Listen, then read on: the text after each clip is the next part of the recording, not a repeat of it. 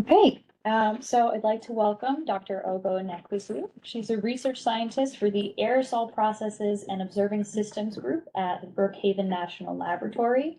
Her research focuses on the microphysical, hygroscopic, and optical properties of black carbon particles from fossil fuel combustion and biomass burning. She's currently working on the DOE Atmospheric System Research Project, PASCALS, where she's advancing the process level understanding of aerosol cloud interactions. She also serves as the associate mentor of several instruments, including a CCN, a thermometer, SP2, for the DOE Atmospheric Radiation Measurement User Facility.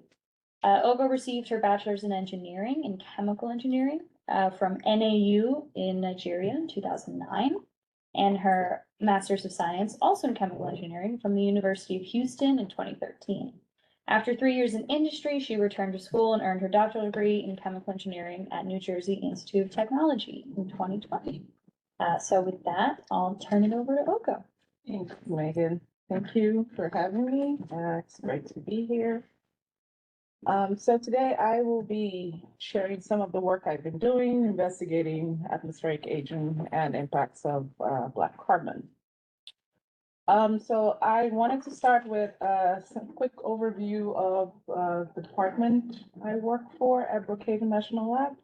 I apologize for that little floating window. Don't know what I can do about it, but it's persistent. So I'm part of the ECSD, and I work for the aerosol chemistry and microphysics group, which is really focused on process level understanding of aerosols.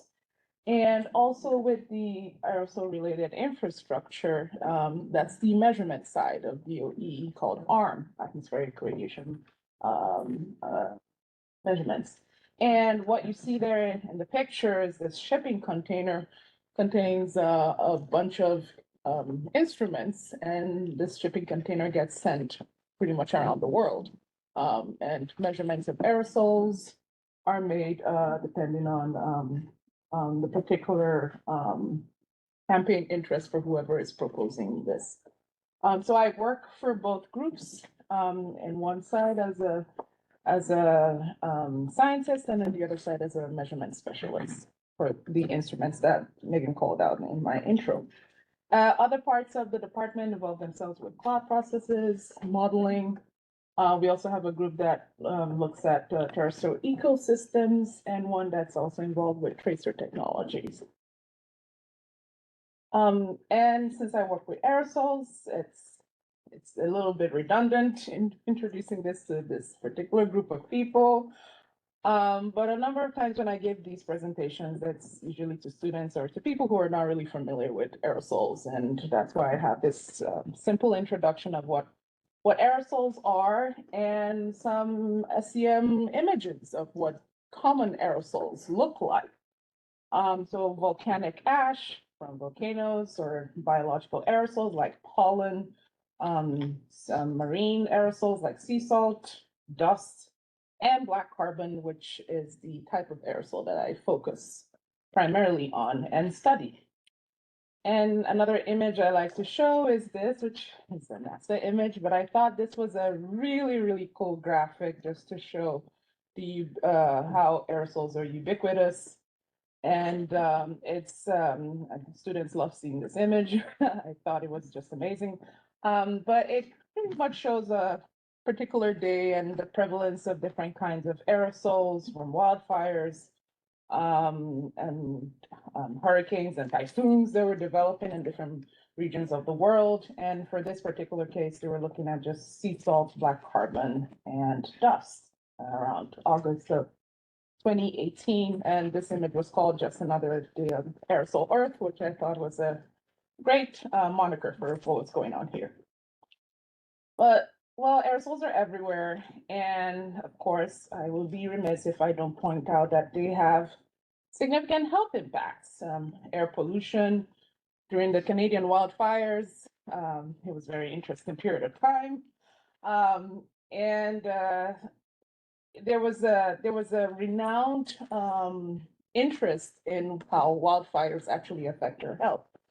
The air smelled foul in Long Island I remember that day, a bunch of us brought out our instruments and started making measurements. It was just, it was an experience. It was something that we never really expected.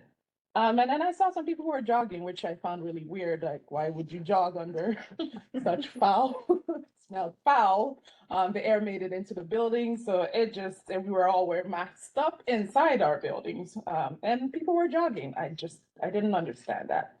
Well, aerosols can introduce air pollution, there's poor visibility.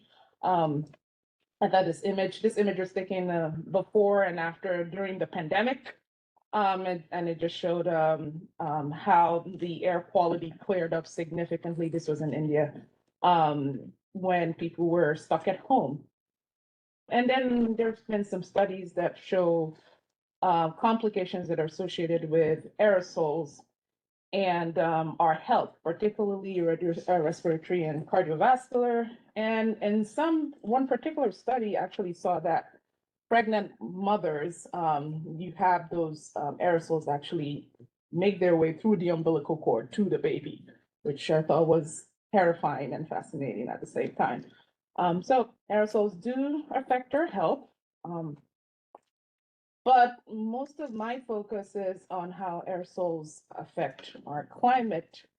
And again, this audience is very well suited and know all these terms already. But I point out to the two major umbrellas that are being considered in terms of aerosol impacts on our climate, which is the direct effect, aerosol-radiation interactions, and the indirect effect, which is typically called aerosol-cloud interactions, or ACI. Most of my PhD study was on ARI. I was interested in how what impacts aerosols had on light absorption and scattering. And this little cartoon pretty much shows a difference between the particles that are purely scattering and those that will absorb some of the light, re-radiate it to the earth, and scatter some of it back into the atmosphere. And on this side, which is the indirect effect, it just shows how aerosols are seeds for cloud formation. And very simple graphics that point that out. I am not showing the semi-direct effect, even though that is also included. But for the most part, I'm just couching climatic impacts between these two particular umbrellas. And on the right here is the AR6 report, which shows where aerosols fall, and this very big uncertainty bar that's associated with aerosol impacts on climate. More significant for aerosol cloud interactions than it is for aerosol radiation interactions, which I thought was interesting. And radiative forcing, again, it's not really necessary to cover for this particular audience. But it's just a way of showing that energy coming in is not equal to the energy going out.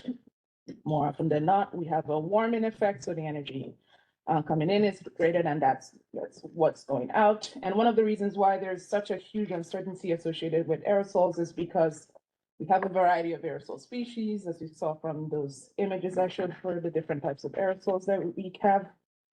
They're also very different sizes and structures. They have short lifetimes. And the last part is they evolve. Both size, composition change over time and as they are transported around the globe.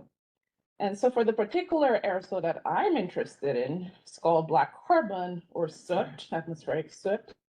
Black carbon is derived from the incomplete combustion of fossil fuels or biomass burning. And the images I'm showing on the right here, again, an SEM micrograph of what a typical soot particle would look like.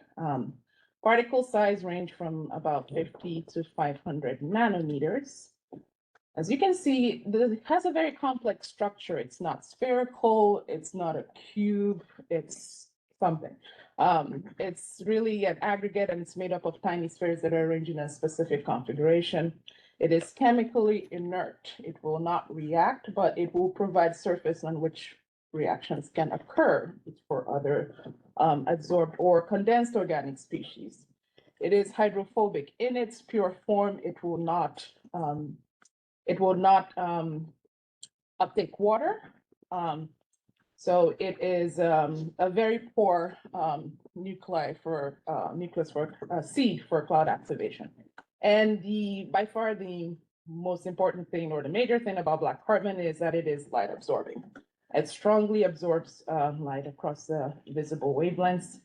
And again, that same AR6 report shows this is black carbon, along with its own uncertainty bars. So it's worth noting that BC radiation and BC water vapor interactions are a very significant interest in climate studies, and also why I study that. But one thing I want to point out is, in addition to the black carbon that's released during wildfire events, you have organic vapors, a lot of it, coming off from the burning vegetation that are also released. And that's what I'm trying to show with these green circles, away from the white looking smoke versus the thick black smoke that you see in the middle. And what happens is that the organic vapors get released, the black carbon particles are there, and they provide surface for which condensation will happen, and these organics coat the black carbon particles. So you have coated black carbon particles, and because the particles are coated, their microphysical properties will evolve, and this is going to ultimately affect their optical and hygroscopic properties. And these things are very difficult to quantify because of this evolution.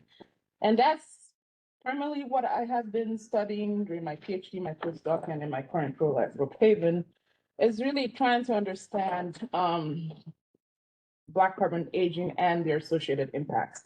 So some of the things I've done have involved trying to understand the mixing state, or how these organics are distributed on the surface of the black carbon particle. I'll go into that a little bit more. How that impacts the particle optics, whether condensation or evaporation of the coating is going to drive the change in the particle structure. What happens to the particle structure when you collect them on substrates? Do they anchor on the substrate? Can you introduce some structural changes just by how you collect particles when you're sampling? I've dabbled with restructuring models and how long timescales for structural changes for these particles, and more recently, hygroscopicity and what kinds of coatings will change the hygroscopic properties of black carbon. So I'm going to very briefly touch on two main aspects of some of the stuff I've done in trying to tease out or understand black carbon aging. So on the first part, this is a modeling study, and I would like to preface here that I am not a modeler, I am an experimentalist. This is a single particle model. Part of this work started during the pandemic, where I was locked out of the lab and I could not run any experiments, and I had to get my thesis done. So this started off as an idea that kind of expanded, and my PhD advisor is still working on it, and we hope to do some more studies on this. Okay, so with that disclaimer, what prevented this study was trying to dig deeper into the morphology and mixing state of black carbon. So when you look at a black carbon particle, like I said, it's not a sphere, it's not a cube, but there is a mathematical scaling law that's used to describe the structure of black carbon, and that's this equation right here, which relates the number of tiny spheres that make up the aggregate to a length scale, which in this case is its radius of gyration. And you have this tuning parameter that's called the fractal dimension. So basically, if your fractal dimension is less than 2, the aggregate is considered fractal or branched, open. If the fractal dimension is greater than 2, then the aggregate is considered as collapsed. Oh, my tweezer. Oh, sorry, I somehow lost my. There we go. Okay. The aggregate is considered to be collapsed or folded into itself.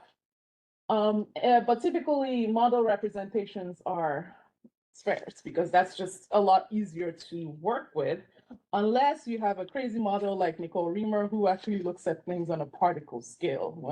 And I've been in conversations with her on how to introduce particle structure into her model, because she's really keen about making it more robust than it already is. The other aspect is mixing state, like I talked about, the presence of coatings.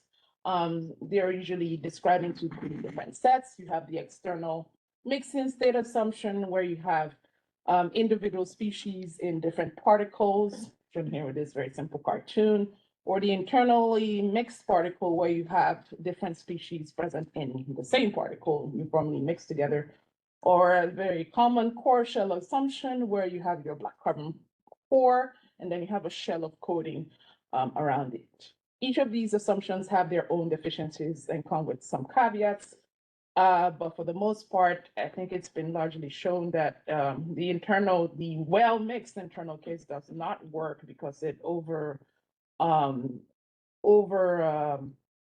estimates particle absorption, and also because BC is not going to mix, but it's not going to mix and become its own, or it's not going to break down on a chemical scale. So we're never going to have an internally mixed black carbon particle.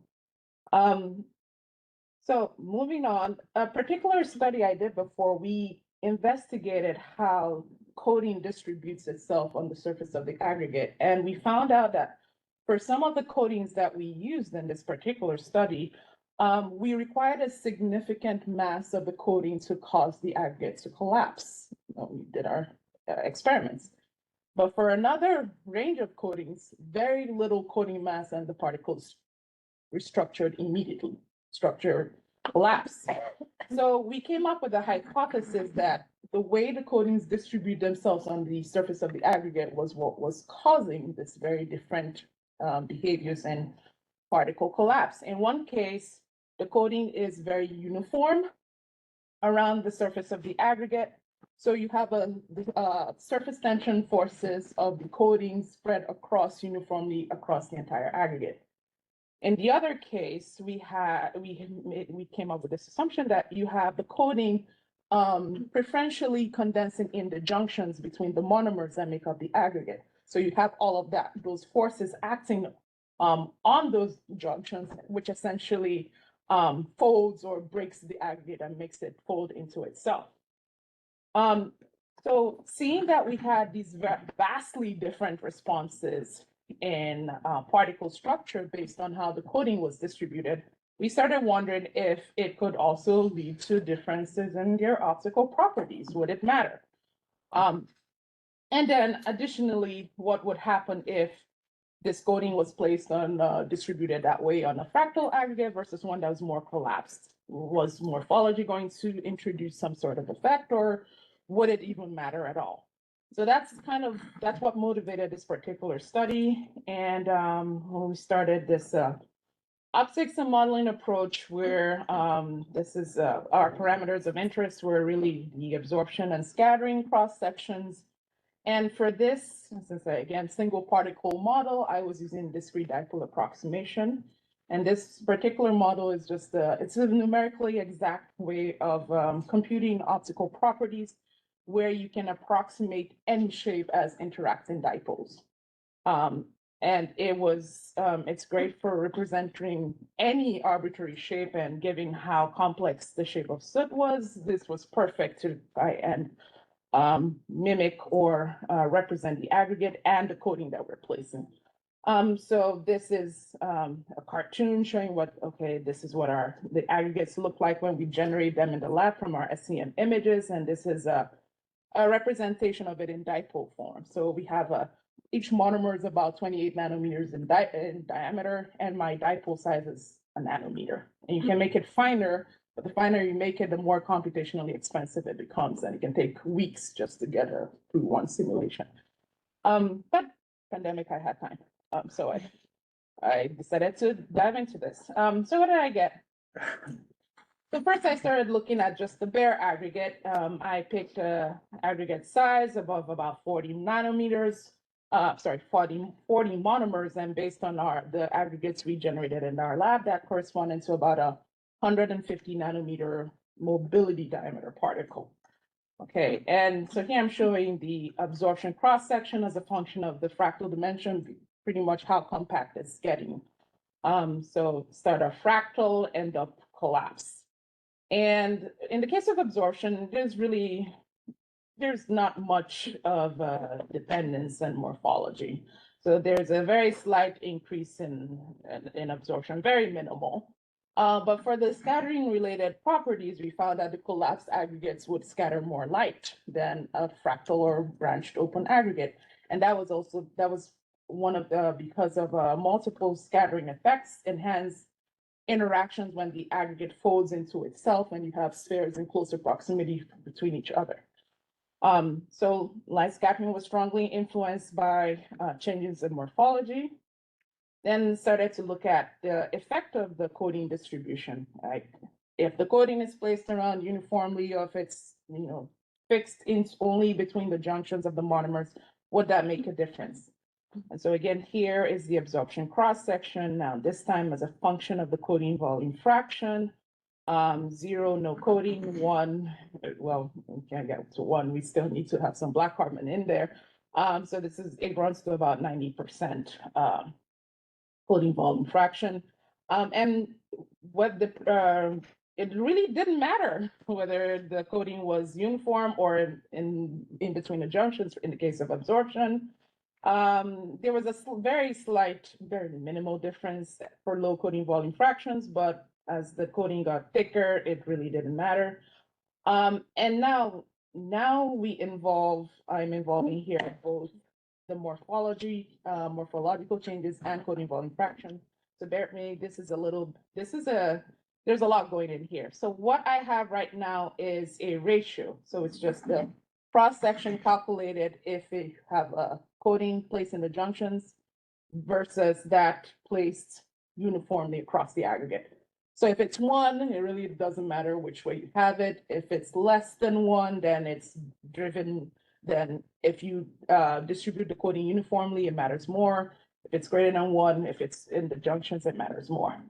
And the different lines represent the different structures of the aggregate. So as you go from top to bottom like this, the aggregate is becoming more compact.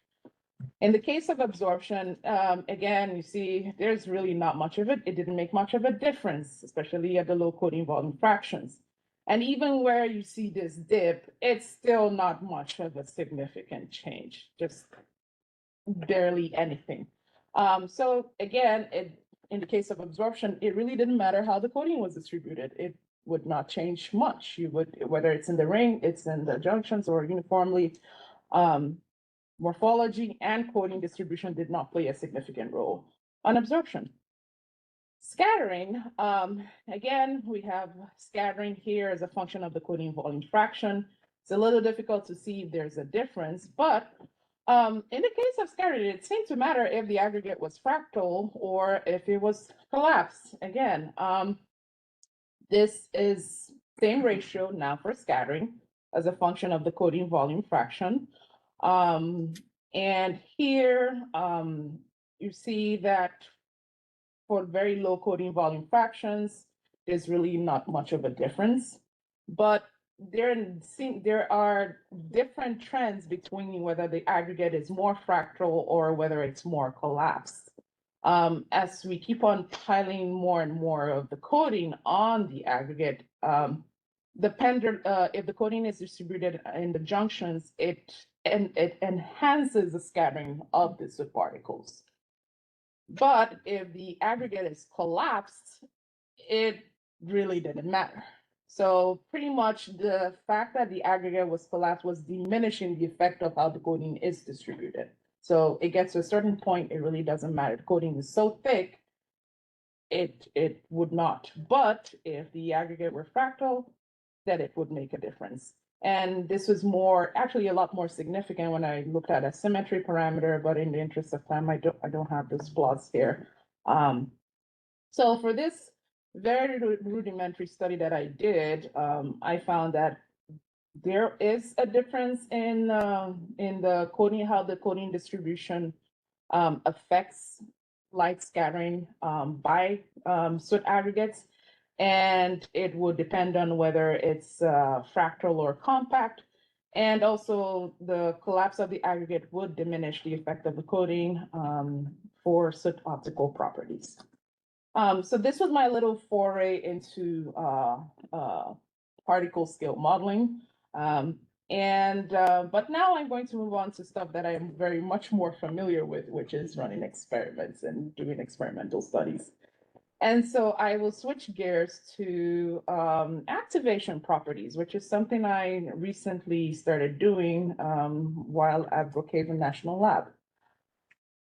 So the particular motivation for this study comes from black carbon being a tracer for the life cycle of biomass burning aerosols. And this comes from Art Sedlacek's paper, where they stitched together several different field campaigns, both DOE and NASA field campaigns, and several others. And from all of these field campaigns, they had the SP2 on board, which is an instrument that measures the mass of black carbon.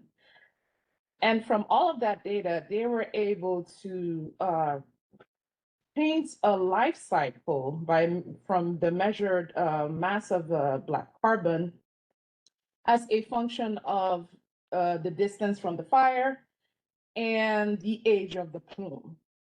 And so what they saw was here on this left-hand y-axis, it's a mass ratio for a 100 nanometer particle. I would rather you focus on the right-hand axis, which is coating thickness. It's a little bit easier to understand in terms of coating thickness.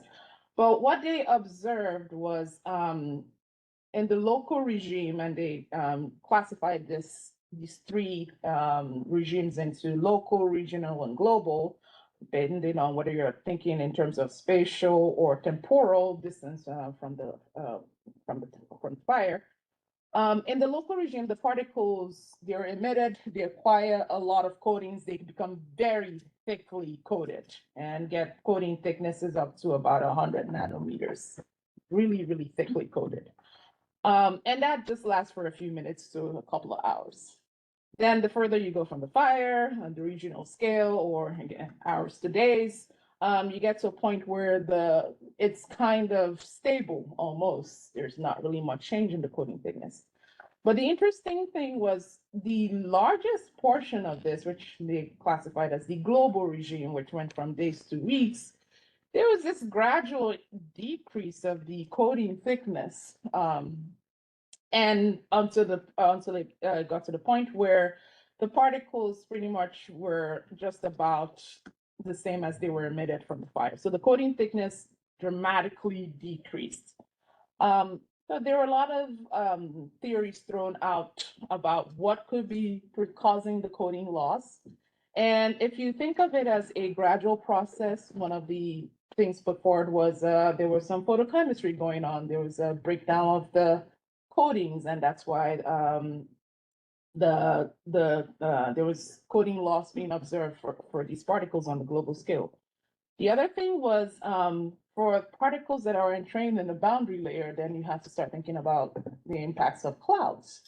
So that's a more episodic process.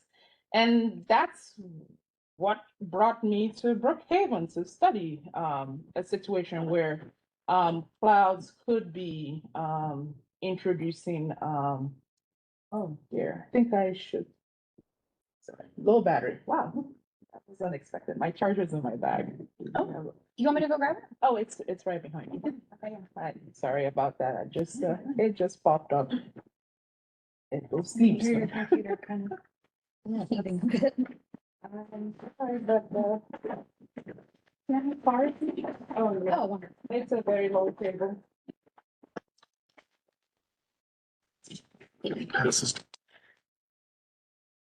Well, that's that. Surprisingly done so quickly. I mean, if that doesn't work, we can use the one over here. I think this should be fine. Oh, yeah, that worked perfect. Okay, right. So this is what brought me to Brookhaven to try and investigate what other processes could lead to coating loss. And so I have this very simple cartoon of trying to introduce cloud processing, where you have your biomass burning event, and you have particles released from it. black carbon particles coated by organics. And if these particles are now entering in the boundary layer and you have clouds, then the larger, more thickly coated particles will preferentially activate and be removed from the population. And then you're left with a population that is more thinly coated and more absorbing and having lower single scattering albedo. So the goal was to try and investigate or explore this in the lab. And I had to try and mimic this entire process. So you're going to get a crash course in what it's like to be an experimentalist. Okay, so how do we mimic this? How do we mimic or measure microscale properties? This is a schematic of what my lab looks like on a good day. I cleaned, that's why it looks very nice here. It's typically not like that. But this entire setup is broken down into 4 sections. Actually, there are 5, 4 are being shown here for now, of generation, characterization, aging, and finally activation. So we'll walk through each of them relatively quickly. So the first one being particle generation. For this case, I'm using surrogate black carbon particles. And these are representative samples of black carbon. They're commercial products available. They actually have about the same, not about the same, very similar optical properties to particles that you can generate from the fire, which I found very interesting. So this is my soot in a bottle, and I atomize them, and pretty much the atomizer generates particles that can be transported in a carrier gas, which in this case is particle-free air. And then for the coatings that I'm interested in looking at, I'm using level glucosin. Level glucosin is a tracer for biomass burning aerosol. So it's very representative of what would come off in a fire. The other surrogate is oleic acid, which is not a biomass burning aerosol, but it does have some chemical similarities with what would come off aged organic. It's an indicator actually for meat cooking. So that's one of the things that gets emitted when you're cooking meat. So those are my 2 representative coatings, and we have my representative soot core, black carbon core.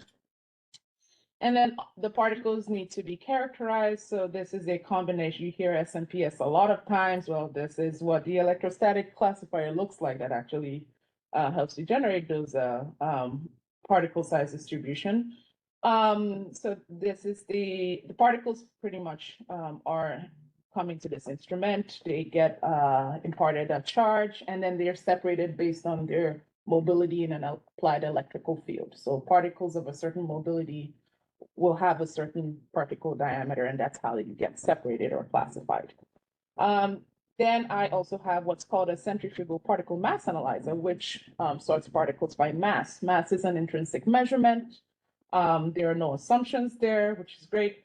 But this, I can measure particle mass using this. And then finally, just the CPC, which gives you a particle count.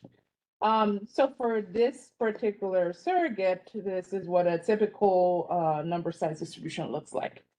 And I was interested in working with mode diameters that were reflective of black carbon particles, which range anywhere between 80 and 200 nanometers, actually.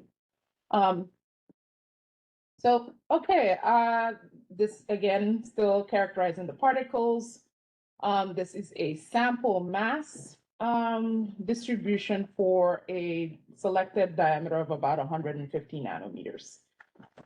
And during these experiments, I can expose the soot particles to organic vapors, level glucosin or oleic acid, and measure just how big I make them grow. So this, which is why the mass measurement is really great.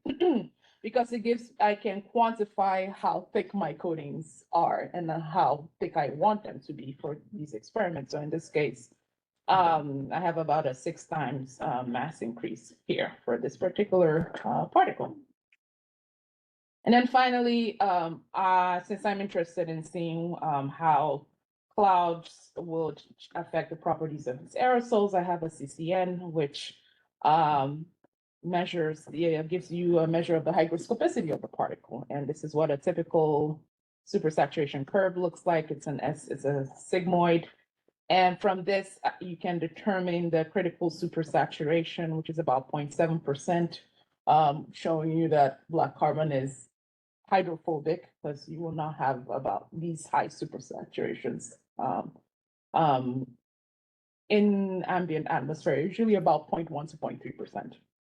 Okay, so this is starting with this case where I have critical supersaturation. So each of the points you see here came from a curve that looked like that. That's a lot of experiments. Sorry, going back. So the green bar is based on the critical supersaturation expected for this particular coating from literature. The green squares are my experimental measurements. They lie very nicely and fall within what's expected. The dashed line on top is what you would expect based on color theory for a solid spherical insoluble particle, which is what you expect soot to be. And the X's are my actual measurements. So there is some deviation, and part of that has something to do with the morphology of the particle as well. So what happens when I start coating the particles? This is where things start getting interesting. For a very, very little amount of coating, the critical supersaturation of these coated particles changes drastically. They become more hygroscopic. And the more I dump coating on them, the more they start to approach the critical supersaturations of pure level glucosan. So it doesn't matter that the particles are hydrophobic anymore. They will happily activate based on this organic that I placed on them. So next up, I have oleic acid, which is my aged organic, and serves as the other surrogate. You do not see any green bar here because oleic acid is insoluble. It will not activate. But interestingly enough, when you take an insoluble coating and put it on an insoluble core, their activation, the particles actually activate, which I found very surprising because if it was just a size effect, I'm making the particle bigger, then you would expect that the trend will follow this line, but no, there is a depression. The particles the hygroscopicity of the black carbon particles is enhanced by the presence of the oleic acid coating. So for this particular case, these preliminary studies show that the presence of the coating, depending on the composition of the coating, I could modify or change the activation behaviors of black carbon. And for something that we did not expect to provide any activation, we actually saw activation, and it was inconsistent with what we expected for color theory. And part of what we're thinking is there is some surface chemistry that is taking place, and there's also the impact of the depression of the surface tension too that's driving the activation that we saw. So what I'm currently doing now is, remember, the cloud is supposed to be a scavenging cloud. All I've done so far is just prove and show that you have different activation properties. But I do want a scavenging cloud. Building a scavenging cloud is a lot harder than I anticipated. But the idea is to introduce what we call a pumped counterflow virtual impactor. So this is the lab version of a CVI that's usually put on a plane inlet when you're sampling, when you're doing aircraft campaigns and you're sampling aerosols. And what is a PCVI? It's a virtual impactor. It's really just an inertial separation device. That's all it is. You have particles of a certain size coming in, and you have this particle-free at flow that provides this inertial barrier, which gives you a certain cut size. So particles of a certain cut size make it through, and those that are less than the cut size are ejected or sent away. And by adjusting these flows, you can only let particles of a certain diameter go through. And so by doing this, I can actually separate particles that have activated from those that have not activated. And that's what I'm really trying to go for here. So this is a proof of concept that I did last night, just trying to, a very, very simple case of testing the PCVI to see whether it works by itself, and it does. This is what my incoming size distribution looked like. These are the particles that were rejected, and these are the particles that were accepted based on the cut size that I put in there, which in this case was about 3.2 microns. So what I'm currently doing now, this is what the lab really looks like. Is that yesterday night, is I am now integrating what I showed you here, which is this small thing. But that little device has a number of flows associated with it. So that's the control box that we just finished building to control that little device without interrupting the CCN or how it works. But the end goal, like I said, is to try and separate these activated particles from the residual ones, and that way we can observe the different size distributions as well as the associated impacts on the optical properties of these particles. And yeah, that's a closer view of what it looks like right underneath the CCN, and I'm now running more experiments to try and see how this plays out in real life. So I think I'll stop here. I think I just barely in time. And like to acknowledge all of the people who helped make some of the results I showed you a possibility, as well as the different funding sources. And I'm happy to talk more about some of the other aspects of my work that I'm doing. I didn't show everything here today. I just wanted to do a very, very brief overview of the kind of research that I do at Brookhaven National Lab. And I'm happy to answer any questions now. Thanks.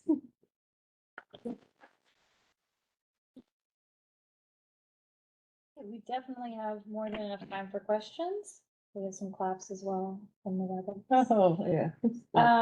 So, okay, Kostas, and then Yasik, I see your hand, so after Kostas, we'll go to you.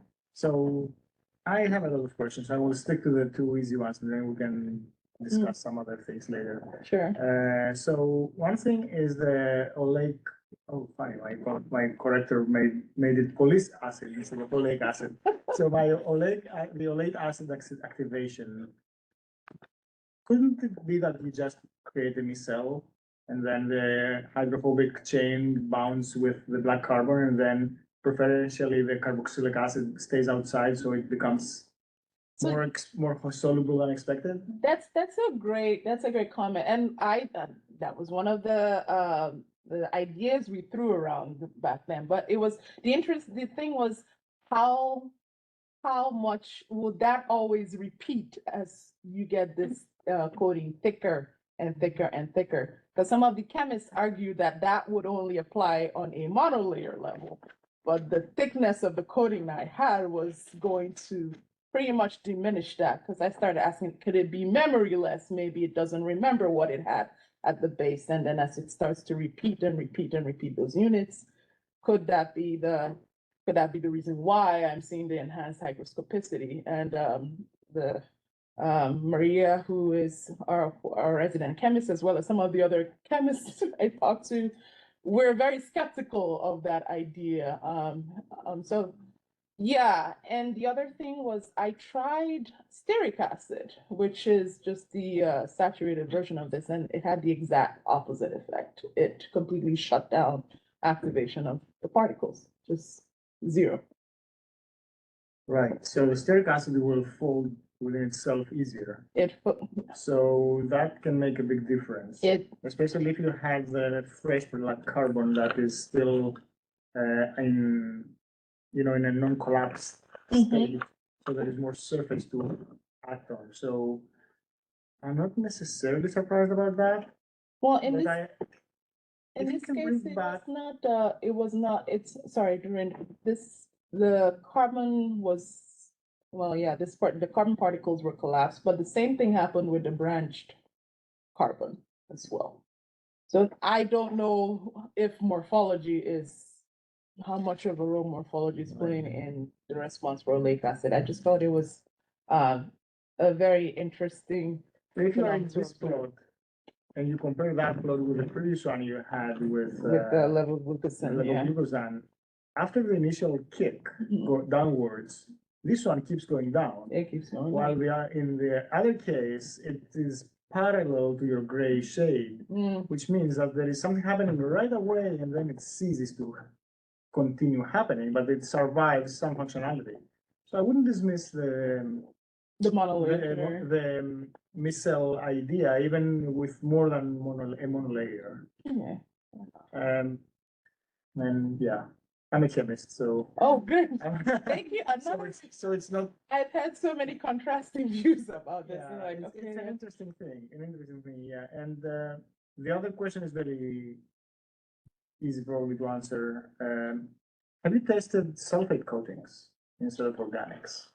Not for these, not for my hygroscopicity measurements, but I work with sulfuric acid quite a bit during grad school. In terms of enhancing hygroscopicity, very excellent job. As in terms of, I think, what was the other thing we were looking at? Structural changes. If you have a thick enough layer, particle collapse will happen. But not for these particular set of experiments. No. So for the beginning of your presentation that you had the coating throughout the particle or just at the junctions? It was, in the case of sulfuric acid, it was more of a uniform coating there based on our experimental results. Yeah. Okay. I don't want to take more time, but I will come back to that when we'll chat later. Sure. Okay, so Jacek, I see you raised your hand, so if you want to unmute yourself and ask your question, and then Susanna, I see that you also raised your hand after, so. Yeah, thank you for this presentation, very rich and a lot of information. A few years ago, I did with some other people, Li Liu and Michael Mishenko, also simulations for coated black particles. And we got different results from what you are showing. Now, I missed the first 10 minutes, unfortunately, my apologies for that. But I'll list a few differences that we got. The first one is we compared the different distribution of the coating, and we did it by using the T-matrix method, where the particles become detached from one another as you increase the coating, with DDA, which is essentially forming around the particles and in between the particles, but the particles remain still attached to one another. And we found that there was a big difference, but perhaps not in what you were looking. We're looking at all kinds of properties, not only scattering and absorption cross sections, but also at the scattering function, LiDAR ratios, and polarization. And especially with respect to LiDAR ratios, we saw that the way that it is being distributed, the coating, matters a lot. And the DDA was giving results that was much closer to what LiDARs were measuring. So that is good, because I think that you're also using DDA method, as I understood from it. But what we also found were several other things, and then I will have a question for you because we didn't go that far yet. What we also found was actually that the type of coating had a influence, whether it was water, organic, or sulfate. It had an impact, especially I think on the scattering function. So we were doing all this research from a perspective of remote sensing. What can we see from a passive or an active instrument, and how can we relate that to the black carbon aggregate? So that's why we're looking also at, polarization, scattering function, LiDAR ratios. And so, yes, the type of coating had also an impact. And finally, what we saw was, no, I'll not mention it. I'll just go straight to my question. So as particles age, they change also their shape, right? The aggregate change their shape. And I was wondering if you took that into account and how you took that into account. I'm not saying there is a good or a wrong way. I'm just curious about different views of how they propagate. Yeah, okay, so here indeed, yes. So yeah, we did take that into account, that because we wanted to see one, compare yes, how the morphology or of the aggregate would change those optical properties, or how the optical properties will respond based on changing morphology, in addition to how we were distributing the coating of the coating on the aggregate surface. So we did look into those aspects. And like you rightly said, the scattering related quantities responded much more strongly than the absorption related quantities. yeah, so for instance, in this graph, what I'm interested in your left graph is you show indeed, how the shape of the aggregate is changing as you change the fractal dimension. But what I was interested is in how, for instance, the fractal dimension changes with age. And commonly it is understood that I think when they are freshly formed, the fractal dimension is small, and as they age, they become more collapsed. And I was wondering if you were using the same approach or a different one. And the final question that, or yeah, that's really a question that I have that we didn't look much into. From my understanding, you are using 40 monomers here. And, so I think that Schwartz one time provided a distribution of sizes, and that could then correspond to a distribution of monomers. And so I was wondering if you also considered a distribution of monomers. So let's say that most of the particles maybe had, I don't know, 40 monomers, but you had also a few that had only 5 and a few that had maybe 100, and you take a distribution of the number of monomers and then calculate everything. I was wondering what your thoughts are on that. Did you consider that? Did you find information on that? That is something that I'd also be very interested in doing. And so I'm just curious about your thoughts on that. Oh, okay. Those are really great questions. I will say that for this particular study, we stuck to we did not do a distribution of actually I did some studies. I just have to go and fish them out from where they are right now. But I looked at larger size aggregates, those up to I think about 120 monomers, because like I said, with DDA the dipole sizes I was using, it was getting very computationally expensive to run. Having to introduce several orientations and do it for several different aggregates at the same time too. So I think I only went up to about 120 monomers in my aggregate. I did not do a distribution. It was pretty much all the aggregates have the same number of monomers within them. Increasing the number of monomers in the aggregate, we still have about the same results for absorption. Again, stronger effect we're seeing for scattering related quantities. Although in the case of absorption, I think that the shielding effect started playing a role, because monomers, especially when the aggregate is collapsed, because the monomers that were in the center were pretty much shielded from those that are on the outer portion of the collapsed aggregate. So that started to play a role, I think, when I ran a simple test case, I think with about 300 monomers eventually, and that's when I started noticing shielding. But to answer your question, I think it will be a great thing to study. I just didn't get to it. And the other part, yes, the increase in fractal dimension is supposed to be seen as a representation of the of aging.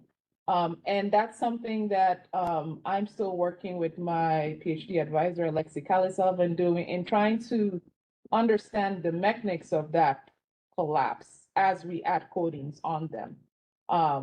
But yeah, what you see at the bottom, the x-axis, which is the fractal dimension, it is supposed to be indicative of the particles aging.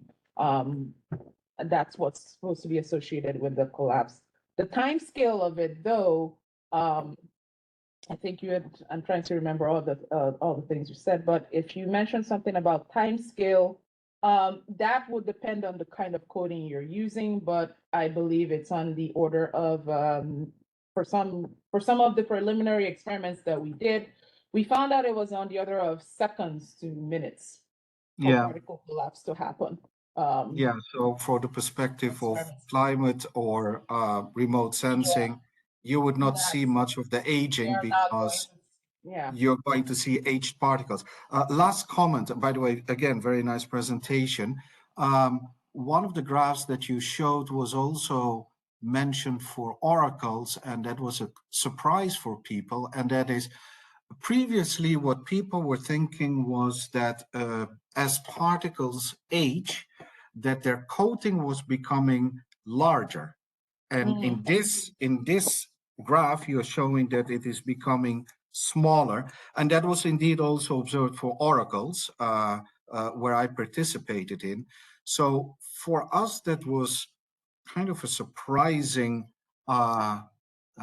trend to see. And I guess what you are arguing here is that it was not only for oracles, but you are seeing that in many more places. So my question to you is, have you encountered surprise about the coating of particles becoming smaller, the thickness, rather than larger with with aging? Have you heard people talk about this, or this is just a result that, gives the data and you don't know much about what other people said, hey, this is strange? Oh, I have heard about other people talk about this photolysis, fragmentation. So I have Dilution. dilution, yes. So yes, it's not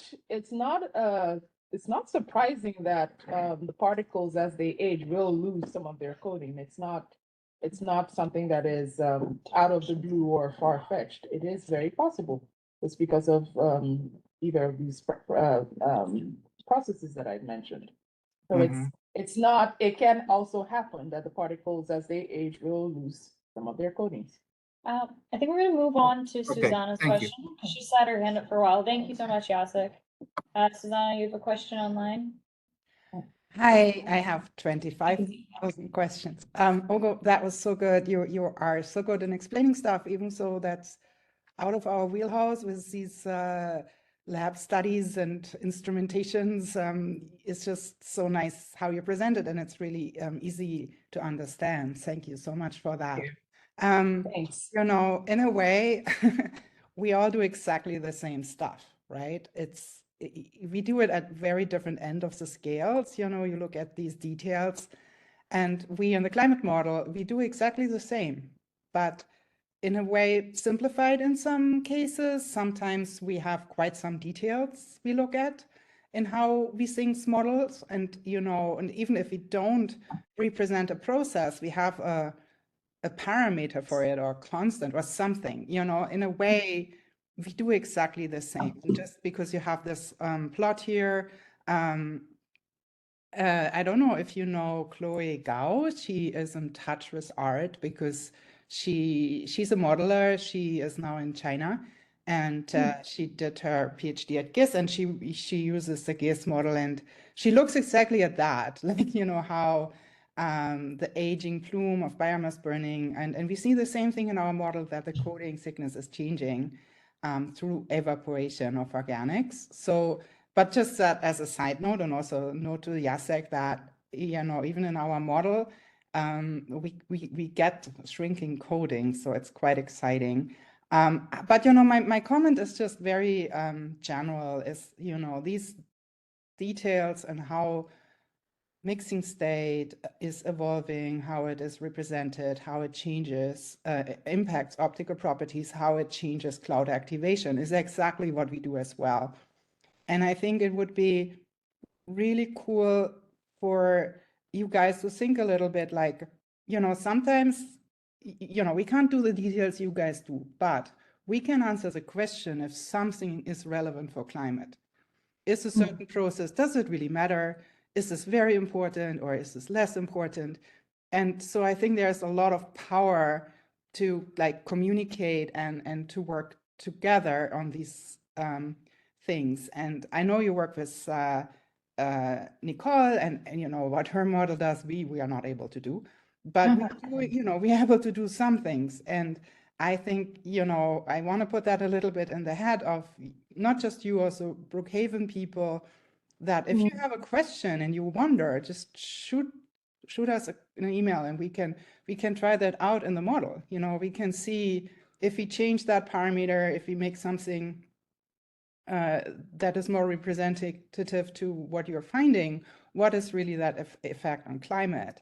And it doesn't have to be like big proposals written together or anything like that. It could be very casual, just to think about that. So, and I just wanted to say this because I think a lot of lab work, as you motivate your work with a big IPCC plots, and then it doesn't feed back to it in a way. And I think, we are kind of in that place where we can feed back to that place because, this very big picture climate scene style stuff is what we do, but we kind of do care exactly about what you're talking about, like how much of my black carbon becomes a cloud droplet and in what cases and how does it activate and all that. So just, just as a little note in that, it doesn't have to be anything major, it could be a certain question and we could just see if we can look at it. Absolutely. Thanks, Susanna. Yeah, I totally agree. We need to do more collaboration. Okay, we're a few minutes over, but we started a few minutes late. So are there any more questions in those rooms? Yeah. Fires, there's some evidence that a lot of dust gets lifted up, which I don't know much about chemistry, but it could be coated. Have you ever looked at that in your lab? No, I have not studied dust is coarse mode. Coarse mode is tough to generate, and yeah, coarse mode is very difficult to generate just because in a lab scale and measure too. It turns out